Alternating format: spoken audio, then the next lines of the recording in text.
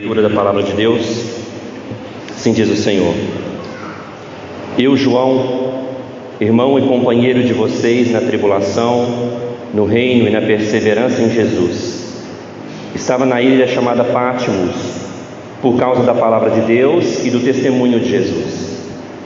Achei-me no Espírito no dia do Senhor, e ouvi atrás de mim uma voz forte como de trombeta, dizendo: Escreve num livro o que você vê e mande-o às 7 igrejas: Éfeso, Esmirna, Pérgamo, Tiatira, Sardes, Filadélfia e Laodiceia.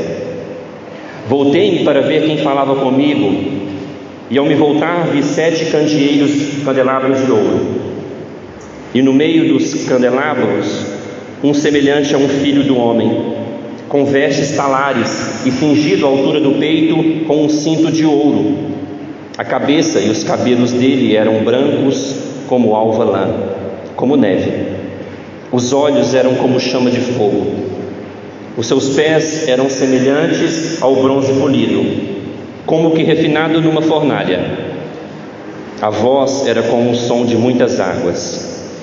Na mão direita ele tinha 7 estrelas, e da sua boca saía uma afiada espada de 2 gumes. O seu rosto brilhava como o sol na sua força. Ao vê-lo, caí aos seus pés como morto. Porém ele pôs sobre mim a mão direita, dizendo: Não tenha medo, eu sou o primeiro e último, e aquele que vive. Estive morto, mas eis que eu estou vivo para o todo sempre, e tenho as chaves da morte e do inferno. Escreva, pois, as coisas que você viu, e as que são e as que hão de acontecer depois destas. Quanto ao mistério das 7 estrelas que você viu na minha mão direita, e quanto aos 7 candelabros de ouro, as 7 estrelas são os anjos das 7 igrejas, e os 7 candelabros são as 7 igrejas. Vamos orar? Senhor Jesus, que texto forte nos dê a visão espiritual de quem é o Senhor essa noite, e a gente possa, talvez como o apóstolo João, cair aos seus pés essa noite em adoração perante ao quem o Senhor é. Em teu nome, Jesus, eu oro. Amém. Qual foi a pessoa ou edificação mais bela e impressionante que você já viu? A pessoa, posso dar uma oportunidade para os maridos serem românticos e fala agora: foi você. Mas qual foi a edificação que mais te impressionou que você já viu? O mar. Eu estive agora na Índia, os irmãos sabem, e eu vi algo que me impressionou. Parecia que eu estava entrando no céu. Eu vi o Taj Mahal. Taj Mahal, não sei se você conhece a história, mas foi um príncipe que construiu um palácio para que fosse o túmulo dele com a sua esposa falecida. É lindo, procura na internet para você ver o Taj Mahal. É lindo. Eu, quando cheguei assim, que dá para você ver de longe, um negócio branco, suntuoso, maravilhoso. Foi a coisa mais bonita que eu já vi, a edificação mais bonita. Mas a edificação construída por Deus mais bonita que eu já vi foram as montanhas do Himalaia, no Nepal. Aquelas montanhas cobertas de gelo. Que beleza! A pessoa mais bonita e impressionante que eu já vi, vocês já sabem, né? É interessante que a gente foi criado, meus irmãos, para apreciar e gostar do que é belo. Sabia? Nós fomos criados para apreciar a beleza. Por isso obras de arte também glorificam a Deus. A gente foi criado para apreciar a beleza. E todos aqui já viram algo impressionante aos seus olhos. Todos aqui pelo menos viram o mar, ou viu algo que impressionou os seus olhos, uma ave bonita, o pavão. Quando eu olho o pavão eu falo: como Deus é criativo. O pavão é lindo. Mas, meus irmãos, esse texto vai mostrar para nós que João viu algo tão impressionante. João viu algo tão impressionante, tão belo, que ele caiu como morto. Ele viu Jesus ressurreto e glorificado. E ele viu Jesus como Jesus está nos céus. E ele tenta, nesse texto para nós, traduzir em palavras aquilo que ele viu. Ele usa algumas palavras para traduzir aquilo que ele viu, da beleza que ele viu, em palavras inteligíveis, para que a gente possa imaginar como Jesus é ressurreto e glorificado. Paulo também foi ao terceiro céu, mas Paulo ele não tinha palavras para dizer o que ele viu e ouviu. Já agora João, o apóstolo João, diz que ele foi autorizado por Jesus, tanto que Jesus manda ele escrever aquilo que ele viu. Diferente de Paulo, Paulo fala, não tem palavras. Lembra 2 Coríntios capítulo 12, eu preguei esse texto já. Paulo foi ao terceiro céu e ele fala, eu não tenho nem palavras para dizer o que eu vi e ouvi. Mas agora João ele tem palavras, Jesus manda ele escrever, ele é autorizado por Jesus. Meus irmãos, o contexto aqui é que o último apóstolo está vivo ainda. Todos os apóstolos foram martirizados, morreram machucados, apedrejados, crucificados de ponta cabeça. João ele foi o último apóstolo, ele foi um apóstolo que morreu de idade mesmo, ele é idoso. E ele estava exilado numa ilha,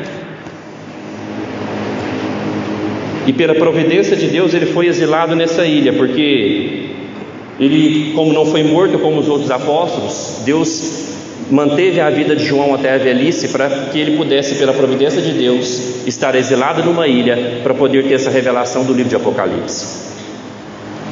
Deus manteve a vida do apóstolo João até mais velho, para que ele fosse exilado numa ilha, e para que a gente tivesse o livro de revelação nas nossas mãos. O livro de Apocalipse foi escrito por ele.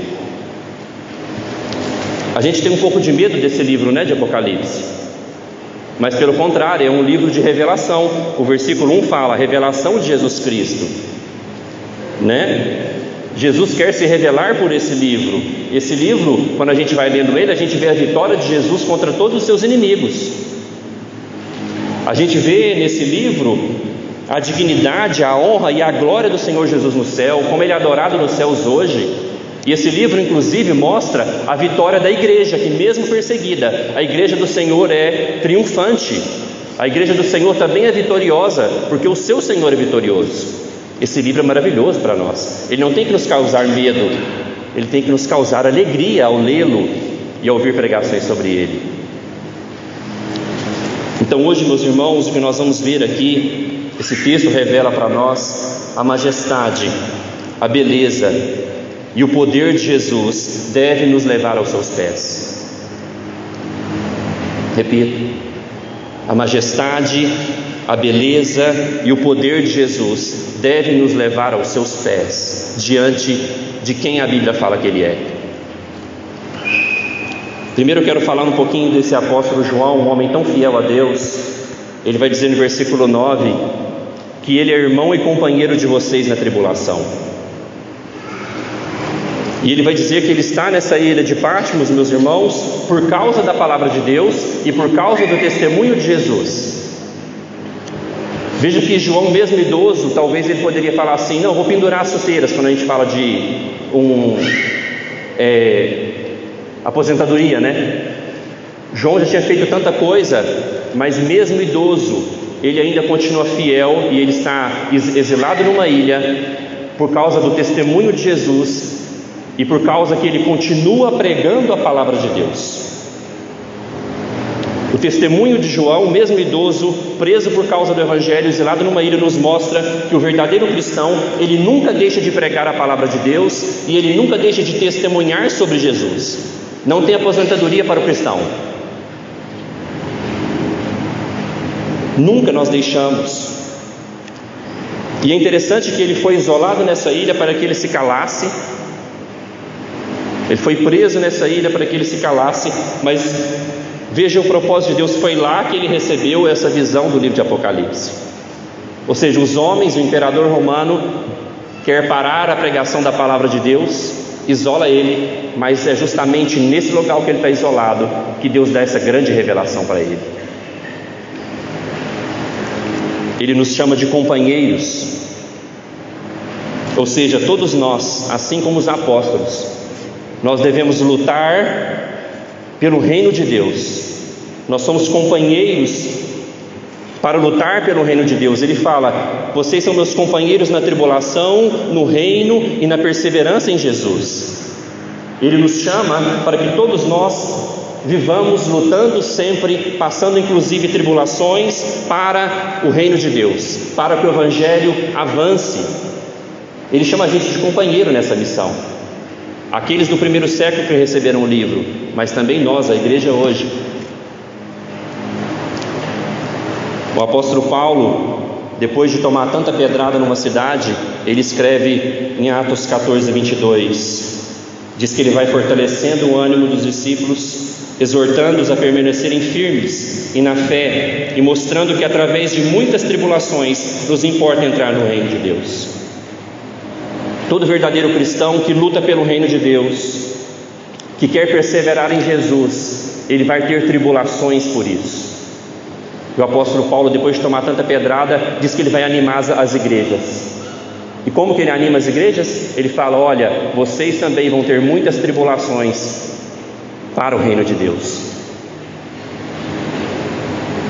Será que nós estamos dispostos a passar tribulações para o reino de Deus? A passar lutas para o progresso do Evangelho? Não é o nosso contexto, como na Índia que eu falei que eu estava, de ser exilado, ser preso por causa da palavra de Deus, por causa do testemunho de Jesus. Será que nós somos companheiros do apóstolo João nessa jornada? Quero te dar a notícia que o versículo 9 serve para nós. Ele nos chama de companheiros na tribulação, no reino e na perseverança em Jesus.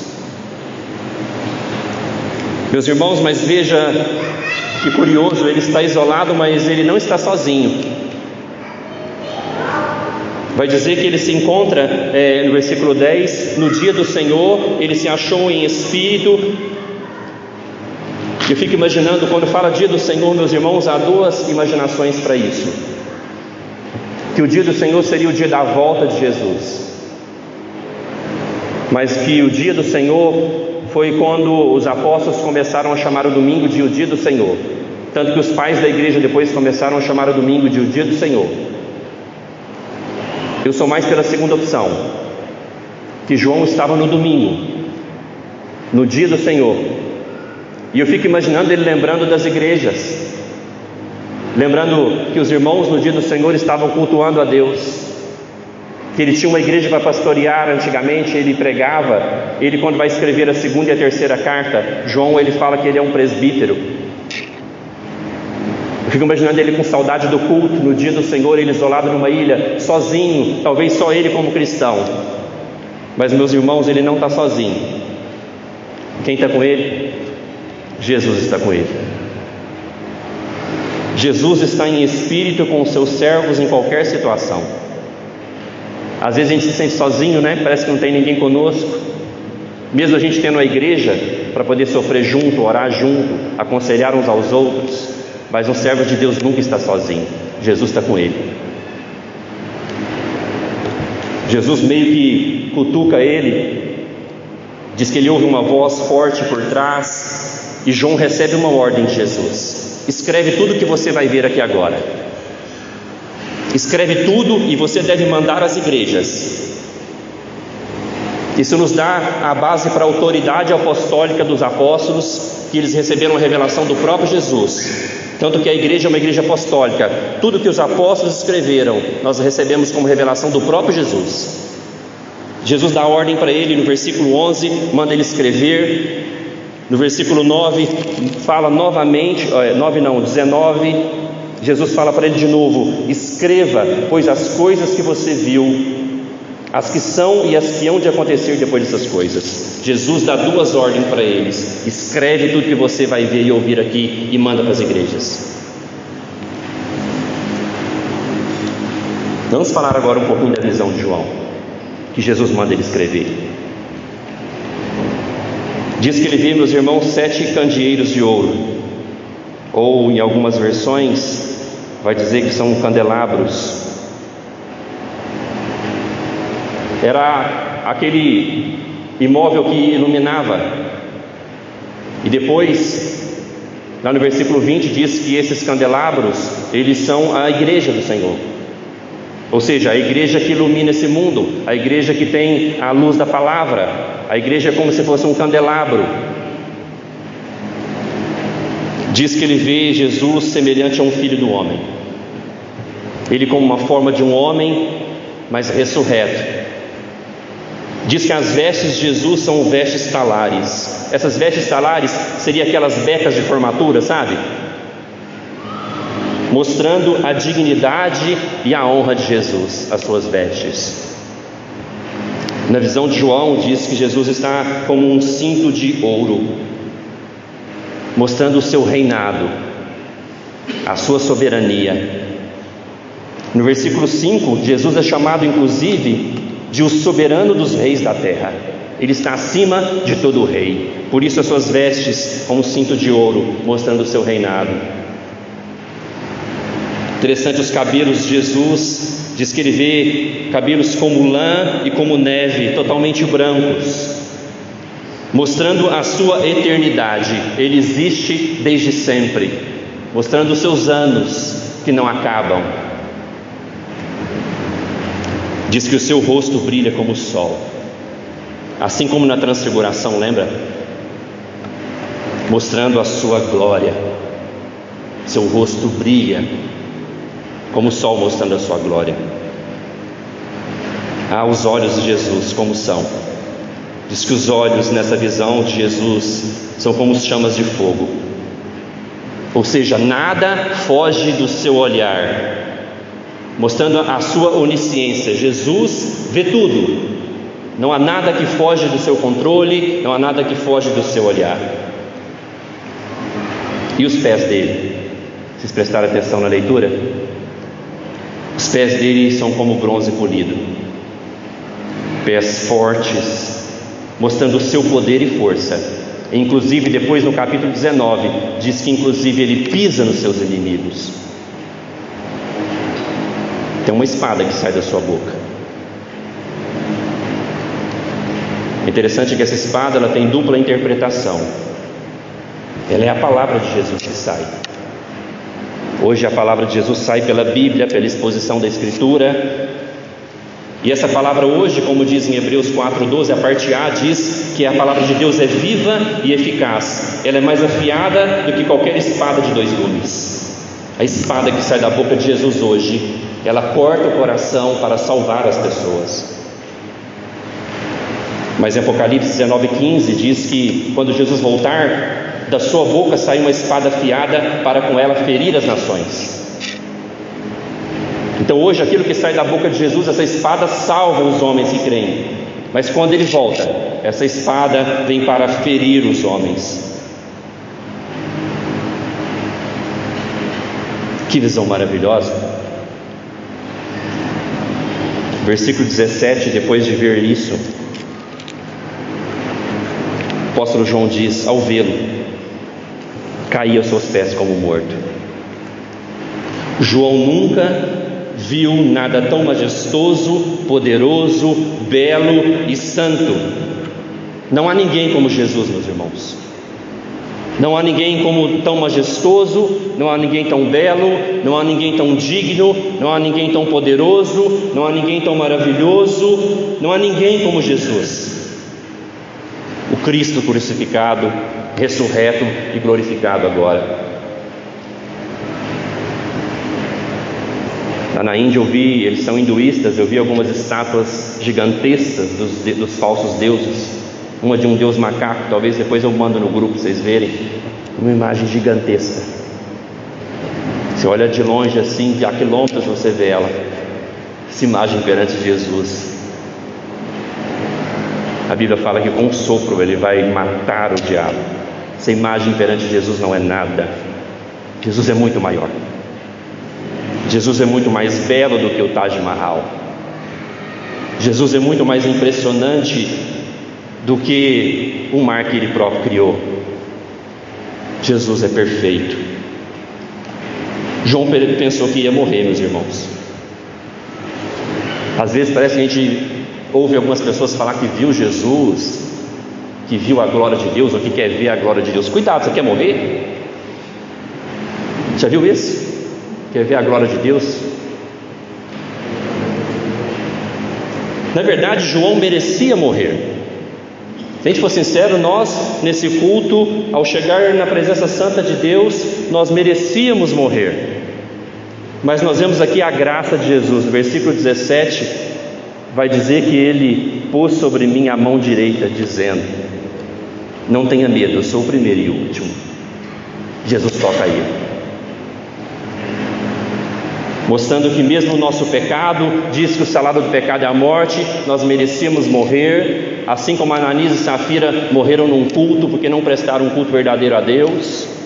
Em Atos capítulo 5, nós merecíamos morrer, mas Jesus, a sua graça é maior que o nosso pecado, e Ele nos toca, e Jesus toca e fala para ele não temer. João, não tenha medo do que você está vendo, não tema. E daí Jesus agora começa a falar mais com ele. E Jesus também está e fala conosco essa noite. Jesus fala conosco para também não temer. Se você serve Jesus, se você crê nesse Senhor, no que a Bíblia diz, quem Ele é, do que você vai ter medo? Estão entendendo? Se você crê no que a Bíblia está falando de quem Jesus é, do seu tamanho, da sua majestade, do que você tem medo? Dos seus adversários? Você tem medo de como você vai sustentar a sua família no próximo mês? Você tem medo da morte? Não há motivos para a gente temer diante do tamanho, da beleza, da glória do nosso Senhor. Então eu digo para você, pequena ovelha de Jesus, não tenha medo. Eu não sei o que você tem para enfrentar esse mês, o ano que vem. Não tema, o nosso Senhor é grande. E Jesus fala com ele no versículo 18. Versículo 18, alguém lê para mim em voz alta, Cristiano, por favor, enquanto eu bebo água. E aquele que vive estive morto, mas eis que estou vivo para todo sempre, tenho as chaves da morte e do inferno. Quando ele fala para João não ter medo e para a gente não ter medo, Jesus vai falar três coisas para ele nesse versículo 18. Vai falar da sua morte e da sua ressurreição. Olha o que ele diz: eu estive morto, mas ele está como? Ele está vivo. O nosso Senhor está vivo, Ele ressuscitou. E é interessante que Jesus também fala da sua eternidade. Ele fala: eu estou vivo para todo o sempre. Jesus sempre existiu e sempre vai existir. Ele é o Deus eterno, o próprio Filho de Deus. Ele fala da sua eternidade. Mas o que mais me chamou a atenção no versículo 18 é que Jesus fala da sua autoridade. Quando a Bíblia vai falar de chaves, principalmente em Apocalipse, fala de autoridade. Sabe quem tem a chave, tem a autoridade? Pode entrar, pode abrir, fechar. Jesus tem a chave da morte. Ou seja, Ele só abre essa chave na minha vida quando Ele quiser. E a boa notícia para os cristãos é que um dia Ele vai abrir essa chave também para a gente sair da morte. Nós vamos ressuscitar, porque o nosso Senhor ressuscitou. Ele abre e fecha a morte dos seus filhos. Mas graças a Deus que Ele tem também as chaves do inferno, e Ele fecha as portas do inferno para os seus filhos. Vai estar trancada a porta para nós. Amém? Mas aqueles que não creem, aqueles que não se rendem ao Senhor Jesus, essa porta vai estar aberta. Meus irmãos, quando nós lemos, ouvimos a palavra de Deus sobre quem Jesus é, a Bíblia fala que a gente é bem-aventurado. Olha o versículo 3 do capítulo 1. Quando a gente acredita naquilo que os apóstolos escreveram, que Jesus mandou eles escreverem, olha o versículo 3: bem-aventurado aquele que lê, e bem-aventurado aqueles que ouvem as palavras da profecia e guardam as coisas nelas escritas, pois o tempo está próximo. Se você acreditar nessa noite em quem Jesus é, no que Ele fala no versículo 18, que Ele venceu a morte, que Ele é eterno e que Ele tem as chaves da morte e do inferno, se você acreditar nessa palavra, a Bíblia fala que você é bem-aventurado. Se você lê, se você escuta, se você guarda no seu coração aquilo que João escreveu, porque Jesus mandou ele escrever, você é alguém bem-aventurado. Você tem a vida eterna. você tem a sua relação com Deus restaurada. Você tem o maior tesouro da sua vida, que é Cristo Jesus. Essa semana foi interessante que nós visitamos a avó Nina, eu até levei uns 2, 3 comigo, vocês viram a foto lá que eu coloquei. Falei, vó Nina, como é que a senhora está? Estou rica. Falei, que legal, por quê, vó Nina? Porque o tesouro que eu tenho, o ladrão não pode me roubar. Ela está certa. Quem tem Jesus, quem crê nessa palavra, tem tudo, é bem-aventurado, é alguém rico, mesmo que a sua conta bancária talvez está meio zerada esse mês. Mas, meus irmãos, se nós acreditarmos, se você crer essa noite no que a Bíblia está falando de como Jesus é, de quem Ele é, da sua beleza, da sua dignidade, da sua honra, do seu poder, só nos resta, assim como João, cair aos seus pés. Se nós tivéssemos a percepção da presença de Deus em todo culto a gente tinha que cair de joelhos.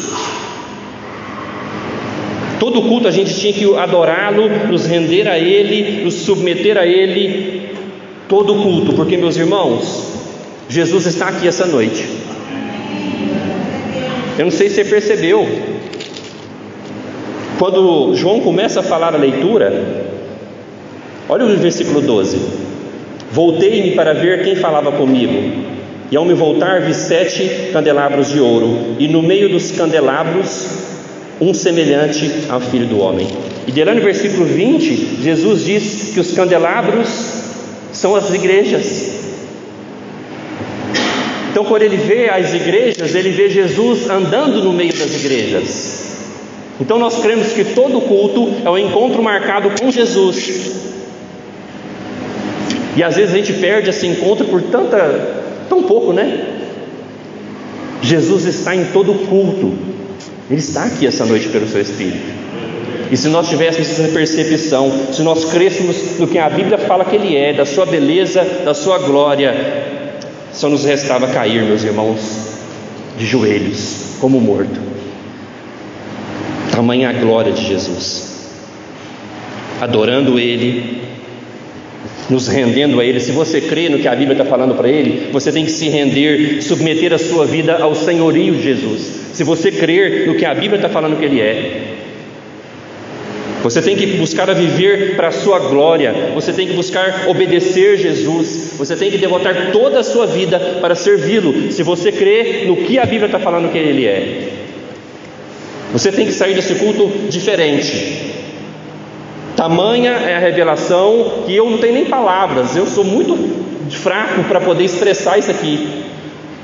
Eu espero que o Espírito Santo ajude esse servo fraco.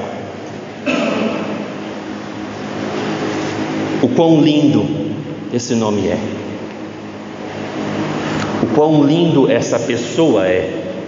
Não há ninguém como Jesus. E Ele que está aqui, Ele está falando à igreja, que diz que as 7 estrelas são os anjos da igreja. O versículo 20 diz: quanto ao mistério das 7 estrelas que você viu na minha mão direita, e quanto aos 7 candelabros de ouro, as 7 estrelas são os anjos das 7 igrejas. Depois, as cartas que João escreve às igrejas, ele vai falar ao anjo da igreja em Éfeso, ao anjo da igreja em Esmirna. A gente imagina também que esse anjo da igreja, ele é o portador da mensagem da igreja, pastor, os presbíteros. Então Jesus usa os pastores para comunicar à igreja as escrituras. E eu também me senti confortado ao ler o versículo 20, porque diz que Jesus tem na sua mão direita os anjos da igreja. Jesus guarda os seus pregadores na sua mão. Meus irmãos, Jesus então merece tudo de nós. Tudo. Que hoje você se posicione como um servo adorador dele. Que hoje você possa oferecer a sua vida toda para servi-lo. Porque, meus irmãos, se Ele é o que Ele diz que é, o que a Bíblia está dizendo que Ele é, Nós precisamos nos render totalmente ao senhorio de Jesus, à beleza de Jesus, à majestade de Jesus. E eu tenho mais uma boa notícia. Teve uns que até a visão de João um dia vai ser a nossa visão. Por isso vale a pena renunciar tudo por Ele, vale a pena dar tudo para Ele, vale a pena abandonar os nossos pecados, vale a pena servir a igreja, vale a pena nos humilharmos perante Ele, vale a pena adorá-lo, porque não há ninguém como Jesus, e nós fomos criados para adorá-lo, nós somos criados para amá-lo. Vai ser a visão mais bonita. Talvez eu vou lembrar do Taj Mahal e falar: que pequenininho era aquilo lá. Olha o tamanho de Jesus, olha a beleza dele. Meus irmãos, eu não tenho muito mais a dizer. Eu só os convido para que nós possamos terminar